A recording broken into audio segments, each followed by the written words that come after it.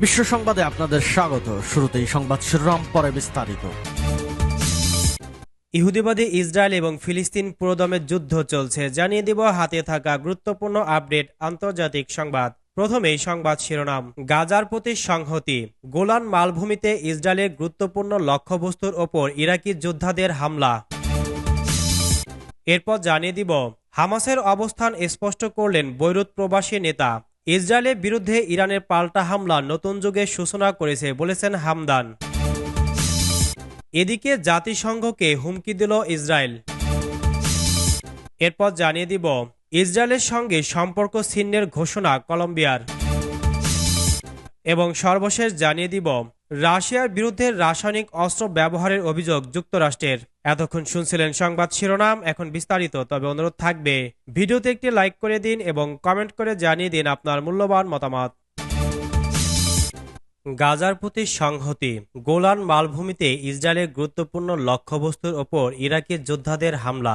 ইহুদিবাদী ইসরায়েল অধিকৃত গোলান মালভূমির গুরুত্বপূর্ণ লক্ষ্যবস্তুতে হামলা চালিয়েছে ইরাকি যোদ্ধারা।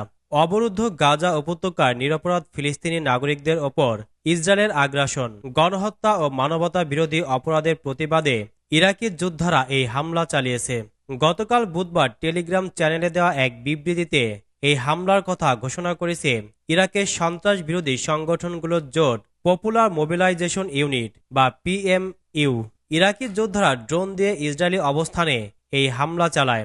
গাজায় ইসরায়েলের আগ্রাসন বন্ধ না হওয়া পর্যন্ত এ ধরনের হামলা অব্যাহত থাকবে বলে তারা ঘোষণা করেছে। এর আগে গত 20 এপ্রিল ইরাকি যোদ্ধারা অধিকৃত গোলান মালভূমির গুরুত্বপূর্ণ ইসরায়েলি অবস্থানে হামলা চালিয়েছিল।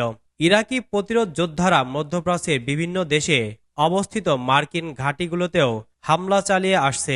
গত 7 অক্টোবর ইহুদিবাদী ইসরায়েল গাজা উপত্যকার ওপর যে বর্বর আগ্রাসন শুরু করেছে তার প্রতি অকুণ্ঠ সমর্থন দিচ্ছে আমেরিকা।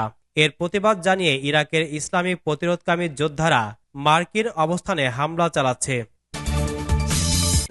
হামাসের অবস্থান স্পষ্ট করলেন বৈরুত প্রবাসী নেতা।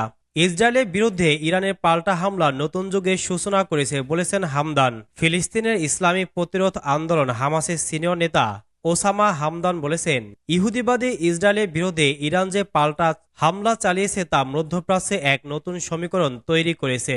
তিনি গতকাল বুধবার লেবাননের আল মানার নিউজ চ্যানেলকে দেওয়া এক সাক্ষাৎকারে এ মন্তব্য করেন। দামেস্কের ইরানি কনসুলেটে ইসরায়েলি হামলার জবাবে ইরান গত 13 এপ্রিল ইসরায়েলের সামরিক ঘাঁটিগুলো লক্ষ্য করে যে পাল্টা হামলা চালায় তার প্রতি ইঙ্গিত করে হামদান আরও বলেন, ওই হামলা মধ্যপ্রাচ্যে একটি নতুন যুগের সূচনা করেছে। ওই হামলার ফলে মধ্যপ্রাচ্যে প্রতিরোধ ফ্রন্ট শক্তিশালী হয়েছে বলে তিনি মন্তব্য করেন। সাক্ষাৎকারে গাজা উপত্যকার সর্বশেষ পরিস্থিতি এবং রাফাহ শহরে ইসরায়েলি হামলার হুমকি নিয়েও কথা বলেন হামদান। হামাসের এই নেতা বলেন, রাফাতে আগ্রাসন চালালে হামাস ইসরায়েলের সঙ্গে সব ধরনের আলোচনা বন্ধ করে দেবে, কারণ গুলির মুখে আলোচনা করতে রাজি নয় হামাস। ওসামা হামদান বলেন, প্রবাসে অবস্থানরত নেতাদের সঙ্গে গাজায় অবস্থানরত হামাস নেতা ইয়াহিয়া সিনওয়ার ও মোহাম্মদ দেইফের নিয়মিত যোগাযোগ রয়েছে এবং তারা চলমান যুদ্ধের বিষয়ে সমন্বিত সিদ্ধান্ত নিচ্ছেন। ইয়াহিয়া সিনওয়ার এককভাবে সব সিদ্ধান্ত নিচ্ছেন এবং তিনি প্রবাসী হামাস নেতাদের পাত্তা দিচ্ছেন না বলে ইসরায়েলি গণমাধ্যমগুলো দাবি করার একদিন পর ওসামা হামদান তার সংগঠনের অবস্থান স্পষ্ট করলেন। জাতিসংঘকে হুমকি দিল ইসরায়েল। খুনির কদর্যতা ঠিক কতটা সীমা ছাড়াতে পারে তার উদাহরণ হিসেবে হয়তো একদিন ইতিহাসের পাতায় লেখা হবে ইসরায়েলের কথা। এমনিতেই বর্তমানে জবরদখলের প্রতিশব্দ হিসেবে অভিধানে স্থান করে নিয়েছে ইহুদিবাদী দেশটির নাম। নিজেদের এমন চরিত্র নিয়েও উঁচু গলায় জাতিসংঘকে হুমকি দিল তারা। খোদ জাতিসংঘে দাঁড়িয়ে ইসরায়েলি দূত গিলাদ এরদান বিস্ফোরক মন্তব্য করেন। জাতিসংঘের সাধারণ পরিষদে বুধবার ফিলিস্তিনের পূর্ণ সদস্যপদ পাওয়া নিয়ে এক বিতর্কে অংশ নিয়ে ওই হুমকি দেন বৈশ্বিক সংস্থাটিতে নিযুক্ত ইসরায়েলি রাষ্ট্রদূত এরদান। শুধু তাই নয়, ফিলিস্তিনিরা রাষ্ট্রের মর্যাদা পাওয়ার জন্য উপযুক্ত নয় বলেও মন্তব্য করেন ইসরায়েলি এই কূটনীতিক। গিলাদ এরদান বলেন, অচিরে বিশ্ব জেগে উঠবে আর জাতিসংঘের ডেকে আনা বিপর্যয় দেখতে পাবে। ভবিষ্যতে শিক্ষার্থীরা জাতিসংঘের পতন নিয়ে পড়াশোনা করবে, যেখানে সংস্থাটির নৈতিক অধপতন ও অন্ধত্ব নিয়ে জানবে। এ সময় নতুন একটি বৈশ্বিক সংস্থা গড়ে উঠবে বলেও মনে করেন গিলাদ এরদান, যাদের শক্তিশালী নৈতিক ভিত্তি, গণতান্ত্রিক মূল্যবোধ এবং সন্ত্রাসীদের সমর্থন দেওয়ার কোনো ইচ্ছা থাকবে না। জাতিসংঘের বক্তব্যের মঞ্চে দাঁড়িয়ে ইসরায়েলি এক কূটনীতিক জানান, জাতিসংঘের অস্তিত্ব আর মাত্র হাতে গোনা কয়েকদিন রয়েছে। এ সময় তার এই বক্তব্যকে মনে রাখার জন্য তাগিদও দেন এরদান। ইসরায়েলের সঙ্গে সম্পর্ক ছিন্নের ঘোষণা কলম্বিয়ার। ইসরায়েলের সঙ্গে কূটনৈতিক সম্পর্ক ছিন্ন করার ঘোষণা দিয়েছেন কলম্বিয়ার প্রেসিডেন্ট গুস্তাভো পেত্রো। গতকাল বুধবার বোগোটায় আন্তর্জাতিক শ্রমিক দিবস উপলক্ষে এক জনসভায় দেওয়া ভাষণে তিনি এ ঘোষণা দেন। ইসরায়েলের রাষ্ট্রপ্রধানকে গণহত্যাকারী বলে উল্লেখ করে পেত্রো জানান, কলম্বিয়া বৃহস্পতিবার 2 মে ইসরায়েলের সঙ্গে সব ধরনের কূটনৈতিক সম্পর্ক ছিন্ন করতে যাচ্ছে।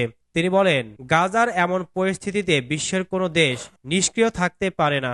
এর আগে ফেব্রুয়ারিতে গাজায় খাদ্য সহায়তার জন্য লাইনে দাঁড়ানো ফিলিস্তিনিদের ওপর গুলি চালানোর পরে কলম্বিয়া ইসরায়েল থেকে অস্ত্র ক্রয় স্থগিত করে। গুস্তাভো পেত্রো গাজায় ইসরায়েলের হামলার পর থেকে প্রতিবাদে সরব ছিলেন। চলমান ফিলিস্তিন ইসরায়েল যুদ্ধের চরম বিরোধী তিনি। এ সম্পর্কে পেত্রো বিভিন্ন সময় তার অবস্থান স্পষ্ট করেছেন। তিনি বলেছেন, গাজায় গণহত্যা চালাচ্ছে ইসরায়েল। আন্তর্জাতিক বিচার আদালতে ইসরায়েলের নেতাদের কঠোর শাস্তি নিশ্চিত করা প্রয়োজন। এ কাজ সহজ করতে অন্যান্য দেশকে এগিয়ে আসার আহ্বান জানিয়েছেন তিনি। এদিকে কলম্বিয়ার কূটনৈতিক সম্পর্ক ছিন্ন করার পরিকল্পনা সম্পর্কে ইসরায়েলি সরকারের পক্ষ থেকে তাৎক্ষণিকভাবে কোনো মন্তব্য করা হয়নি। তবে বিষয়টি যুক্তরাষ্ট্রসহ ইসরায়েলের মিত্ররা ভালোভাবে নেবে না বলে ধারণা করা হচ্ছে। রাশিয়ার বিরুদ্ধে রাসায়নিক অস্ত্র ব্যবহারের অভিযোগ যুক্তরাষ্ট্রের। ইউক্রেন যুদ্ধে রাশিয়ার বিরুদ্ধে বৈশ্বিক রাসায়নিক অস্ত্র নিষেধাজ্ঞা লঙ্ঘন করার অভিযোগ তুলেছে যুক্তরাষ্ট্র। বৃহস্পতিবার 2 মে এক প্রতিবেদনে এ তথ্য জানায় বার্তা সংস্থা রয়টার্স। যুক্তরাষ্ট্রের অভিযোগ, ইউক্রেনের সেনাদের বিরুদ্ধে শ্বাসরোধকারী এজেন্ট, ক্লোরোপ্রিকটিন গ্যাস ও দাঙ্গা প্রতিরোধী এজেন্ট ব্যবহার করছে রাশিয়া। একই সঙ্গে ইউক্রেনে এটিকে যুদ্ধের একটি পদ্ধতি হিসেবে ব্যবহার করেছে দেশটি, যা আন্তর্জাতিক রাসায়নিক অস্ত্র নিষেধাজ্ঞা লঙ্ঘনের অন্তর্ভুক্ত। এক বিবৃতিতে মার্কিন পররাষ্ট্র দফতর জানিয়েছে, এ জাতীয় রাসায়নিকের ব্যবহার কোনো বিচ্ছিন্ন ঘটনা নয়। সম্ভবত ইউক্রেনীয় বাহিনীকে সুরক্ষিত অবস্থান থেকে সরিয়ে দেওয়ার এবং যুদ্ধক্ষেত্রে কৌশলগত লাভের জন্য রুশ বাহিনী ইচ্ছাকৃতভাবে রাসায়নিকের ব্যবহার করছে।